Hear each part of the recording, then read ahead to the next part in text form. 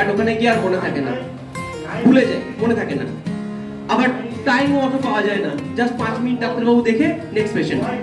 তো সেই জায়গা থেকে আজকে আপনাদের কাছে যদি কিছু এরকম প্রশ্ন থাকে আপনারা অবশ্যই করবেন।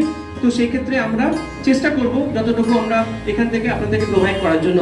তো আর দেরি নয়, প্রথমেই আমি একটা ছোট্ট প্রশ্নে আসব, যেখানে সুগার বা প্রেশারের কতজন পেশেন্ট আছেন?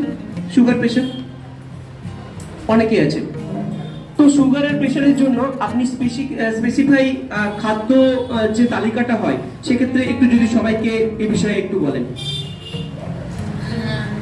সুগার যাদের আছে, মানে ডায়াবেটিস মেলিটাস যাদের আছে, তারা যে টাইপের খাদ্যগুলো গ্রহণ করবেন সেটা হচ্ছে, প্রথমত আমরা কার্বোহাইড্রেট যে জিনিসগুলোকে বলি, আমাদের খাবারের মধ্যে ভাত, রুটি, চিড়ে, মুড়ি, এগুলো আমরা সবাই খাই, ঠিক আছে? তো এই জিনিসগুলোর মধ্যে স্পেশালি কন্ট্রোল আনতে হবে।